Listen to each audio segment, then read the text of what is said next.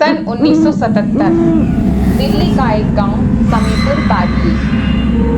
उस वक्त ये इलाका आधा गांव और आधा जंगल था और उसमें दो शमशान पड़ते थे, एक बादली का और एक समीपुर का।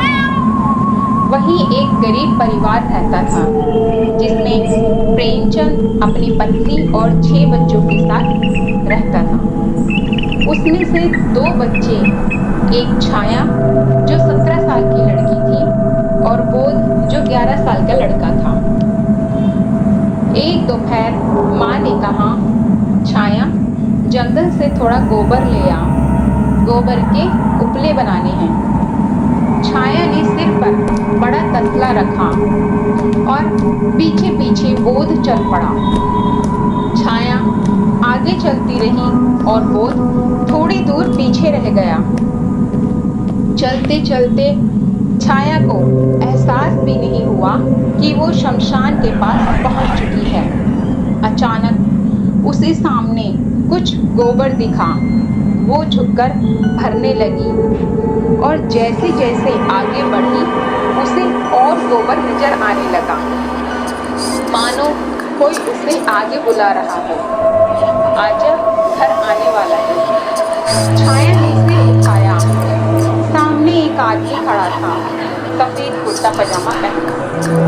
वो धीरे से बोला, चल देर हो रही है, घर चल। और बादली वाले शमशान से समीपुर वाले शमशान की ओर बढ़ने लगा। छाया जैसे उसके वश में हो गई थी। उसे अब कुछ और दिखाई नहीं दे रहा था, न जंगल न रास्ता, बस वो सफेद कुर्ता पजामा वाला आदमी और उसकी आवाज। उधर बोध अपनी बहन को ढूंढता हुआ घबराया सा जंगल में भागा आ रहा था और जब उसने देखा छाया सिर पर गोबर का तसला लिए इतनी तेज भाग रही थी कि उसके बाल हवा में सीधे उड़ रहे थे। बोध चिल्लाया, दीदी रुको, कहाँ इतनी तेज भागी जा रही हो?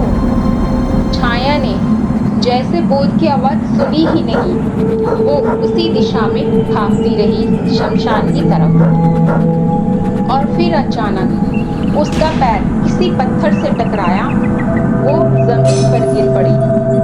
गिरते ही छाया को होश आया और सामने कुछ ही दूरी पर था समीपुर वाला शमशान। उसे कुछ समझ नहीं आया।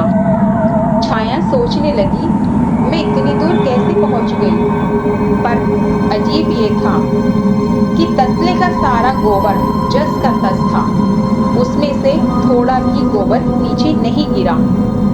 छाया उठी, गोबर का तसला सिर पर उठाया और बोध का हाथ पकड़कर दोनों सीधा घर की ओर भागी।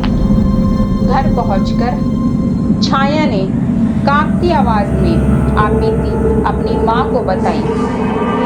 माँ बस चुप रही, फिर धीरे से बोली, कहा था ना ज्यादा दूर मत जाना, वो जंगल नहीं है, शमशान है वहाँ। और जो सफेद कुर्ता पजामा में दिखता है वो कोई आत्मा नहीं है, वहाँ भटकती रूह है। उस दिन के बाद से छाया कभी जंगल नहीं गई। वो तसला देखते ही उसे आज भी वही पल याद आ जाता है, जैसे कोई उसे फिर से कह रहा हो, आजा, घर आने वाला है।